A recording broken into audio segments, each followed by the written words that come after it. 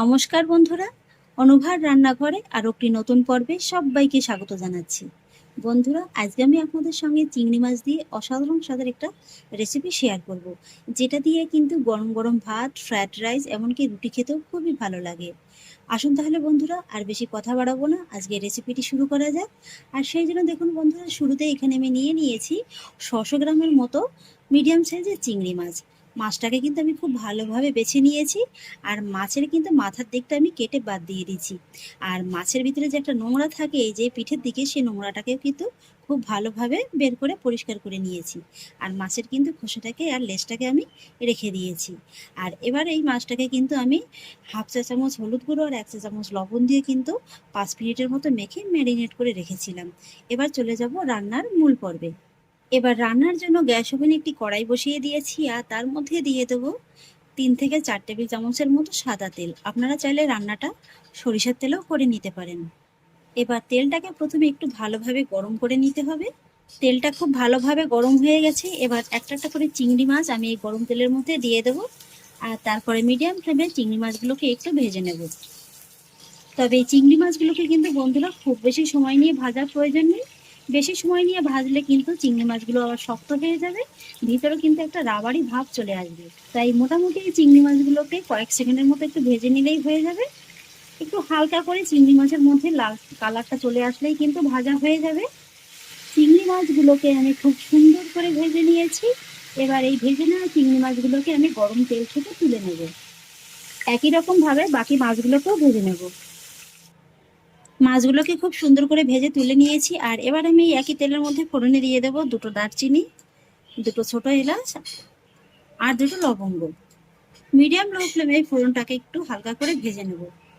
এতে করে কিন্তু তেলের মধ্যে খুব সুন্দর একটা ফোড়নের ফ্লেভার আসবে। ফোড়নটাকে হালকা করে একটু ভেজে নিয়েছি, খুব সুন্দর একটা মিষ্টি গন্ধ বেরিয়ে গেছে। এবার আমি একই তেলের মধ্যে অ্যাড করব মিডিয়াম সাইজের 2টো পেঁয়াজ কুচি। পেঁয়াজটাকে কিন্তু এইভাবে আমি একটু ঝিরিঝিরি করে কুচিয়ে নিয়েছি। এবার হাই ফ্লেমে এই পেঁয়াজটাকে কিন্তু আমি খুব সুন্দর করে একটু ভেজে নেব। তবে খুব বেশি লাল করে ভেজে নেওয়ার প্রয়োজন নেই, মোটামুটি পেঁয়াজটা একটু নরম হয়ে আসলেই হয়ে যাবে। পেঁয়াজটাকে আমি খুব সুন্দর করে ভেজে নিয়েছি। এই যে দেখুন, পেঁয়াজের মধ্যে কিন্তু খুব সুন্দর একটা নরম ভাব চলে এসেছে, অথচ পেঁয়াজটা কিন্তু খুব বেশি লাল লাল হয়নি। আর পেঁয়াজটা যখন ঠিক এমনভাবেই ভাজা হয়ে যাবে, তখনই কিন্তু এর মধ্যে অ্যাড করতে হবে 1.5 চা চামচ আদা রসুন বাটা। এখানে আদা রসুনটাকে কিন্তু আমি সমান সমানই রেখেছি। এবার আদা রসুনটাকে পেঁয়াজের সঙ্গে ততক্ষণই ভেজে নিতে হবে, মোটামুটি যতক্ষণ না পর্যন্ত আদা রসুনের একটা কাঁচা ভাব চলে যাচ্ছে। এই মোটামুটি 1 মিনিটের মতো একটু ভেজে নিলেই কিন্তু হয়ে যাবে। 1 মিনিটের মতো আদা রসুনটাকে আমি খুব ভালোভাবে একটু ভেজে নিয়েছি। কাঁচা গন্ধটাও কিন্তু খুব সুন্দরভাবে একদম চলে গেছে। আর এবার আমি এই মশলার মধ্যে অ্যাড করব কয়েকটি শুকনো মশলার উপকরণ। সেই জন্য নিয়েছি 1 চা চামচ হলুদ গুঁড়ো, 1 চা চামচ কাশ্মীরি লঙ্কার গুঁড়ো, 1 চা চামচ লাল লঙ্কার গুঁড়ো, 1 চা চামচ ধনে গুঁড়ো আর 1 চা চামচ জিরে গুঁড়ো। লো ফ্লেমে এই গুঁড়ো মশলাটাকে পেঁয়াজ রসুনের সঙ্গে একটু ভালোভাবে মিশিয়ে নেব।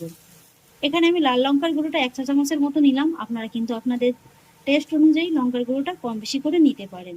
আর এখানে যে আমি কাশ্মীরি লঙ্কার গুঁড়োটা দিয়েছি, এতে কিন্তু ঝাল হবে না, তবে খুব সুন্দর একটা রং আসবে।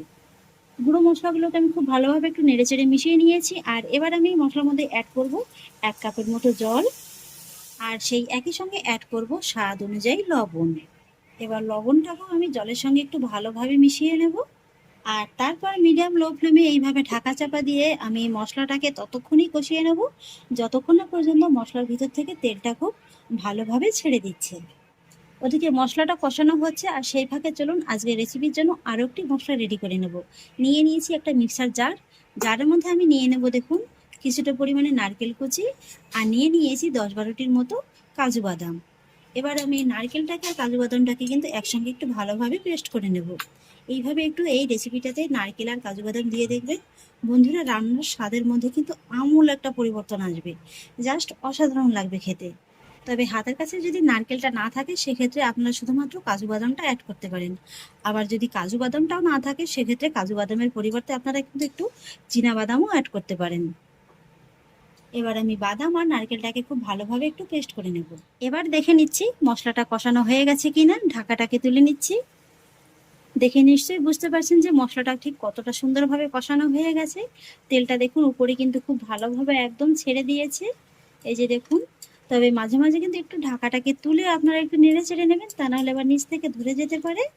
আর দেখুন বন্ধুরা, পেঁয়াজটাও কিন্তু খুব সুন্দরভাবে একদম গলে গেছে। আর ঠিক এই পর্যায়ে কিন্তু এর মধ্যে অ্যাড করতে হবে কাজু বাদাম আর নারকেলের পেস্টটা। এই কাজু বাদাম আর নারকেলের পেস্টটাকে কিন্তু ওই আগের মশলার সঙ্গে একটু ভালোভাবে মিশিয়ে নিতে হবে। দেখুন বন্ধুরা, এই মশলাটাকেও কিন্তু আমি খুব ভালোভাবে মিশিয়ে নিয়েছি। আর এবার একদম লো ফ্লেমে এই মশলাটাকে আবারও একটু ঢাকা চাপা দিয়ে রেখে দিতে হবে মোটামুটি 1 থেকে 1.5 মিনিটের মতো। এতে করে কাজু বাদাম আর নারকেলের মধ্যে যে কাঁচা গন্ধটা আছে সেটা কিন্তু ভালোভাবে চলে যাবে। এবার আবারও ঢাকাটাকে তুলে নিচ্ছি। এবার কিন্তু ফাইনালি আমার মশলাটাকে খুব ভালোভাবে কষিয়ে নেওয়া হয়ে গেছে। মশলার টেক্সচারটা দেখে নিশ্চয়ই আপনারা বুঝতে পারছেন যে মশলাটাকে ঠিক আমি কেমনভাবে কষিয়ে নিয়েছি। মশলাটাকে কিন্তু ঠিক এইভাবেই খুব ভালোভাবে একদম কষিয়ে নিতে হবে, এই যে দেখুন। আর এবার আমি কষিয়ে নেওয়া মশলার মধ্যে আবারও অ্যাড করব 1 কাপের মতো জল। মিক্সির বাটি ধোয়া জলটাই আমি দিয়ে দিচ্ছি। জলটাকে মশলার সঙ্গে একটু ভালোভাবে মিশিয়ে নিচ্ছি। তবে এখানে আপনারা যতটা গ্রেভি খেতে পছন্দ করেন সেই আন্দাজে কিন্তু জলটা কম বেশি করে দিতে পারেন। তবে এই রান্নাটাই কিন্তু খুব বেশি গ্রেভিও হবে না, আবার একেবারে কিন্তু শুকনো শুকনোও হবে না। ঠিক এইভাবেই কিন্তু রান্নাটা করে নিতে হবে। আর এইভাবে একবার মিশিয়ে নেওয়ার পরে আবারও ঢাকা চাপা দিয়ে মিডিয়াম লো ফ্লেমে ততক্ষণই অপেক্ষা করতে হবে যতক্ষণ না পর্যন্ত গ্রেভির মধ্যে খুব ভালোভাবে একটা বলক চলে আসছে। গ্রেভিতে খুব সুন্দরভাবে বলকটা চলে এসছে। আর এবার আমি গ্রেভির মধ্যে অ্যাড করব ভেজে নেওয়া চিংড়ি মাছগুলো। মাছগুলোকে গ্রেভির সঙ্গে একটু ভালোভাবে মিশিয়ে নেব। মাছগুলোকে আমি গ্রেভির সঙ্গে খুব ভালোভাবে মিশিয়ে নিয়েছি। আর এবার আমি মিডিয়াম লো ফ্লেমে এই মাছটাকে রান্না করে নেব মোটামুটি 5 থেকে 7 মিনিটের মতো সময় নিয়ে। এবার 5-7 মিনিট বাদে ঢাকাটাকে তুলে নিচ্ছি।